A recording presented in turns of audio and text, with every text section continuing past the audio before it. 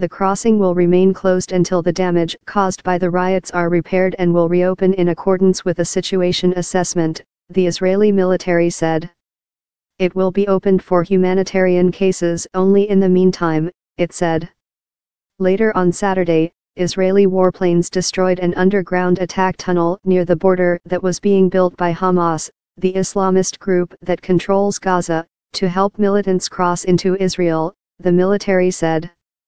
The tunnel had reached just a few meters from the border, adjacent to Israeli communities, the military said.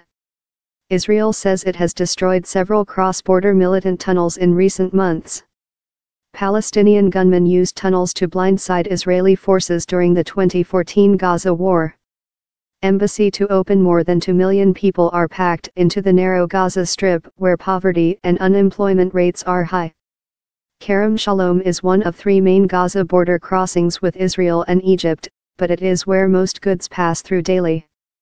The incursion into Kerem Shalom took place during a weekly mass protest in which thousands of Palestinians gathered along the Israel-Gaza border. Palestinian health officials said a man was killed by Israeli fire on Friday and that a 15-year-old boy who was shot died from his wounds on Saturday. The Israeli military said the crowd had grown violent and that troops were defending the border. More than 40 Palestinians have been killed during 6 weeks of protests and tens of thousands of Gazans are expected at tented border encampments in the coming days. It was unclear to some Gaza residents why the demonstrators chose to attack the terminal. Some petrol stations have storage for maybe a day or two, so the crisis will begin by Monday or Tuesday should the crossing remain closed, he said. The Palestinian National Committee said it was surprised by the non-deliberate and unfortunate incident at Kerem Shalom and called on Palestinians to preserve the crossings. Gaza is run by Hamas, which Israel and the West designate a terrorist organization. Citing security concerns, Israel maintains tight control over its land and sea borders. Egypt also restricts movement in and out of Gaza.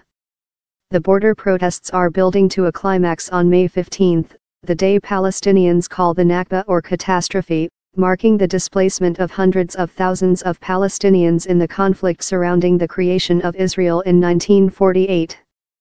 They take place at a time of growing frustration over the prospects for an independent Palestinian state. Peace talks between Israel and the Palestinians have been stalled for several years and Israeli settlements in the occupied territories have expanded.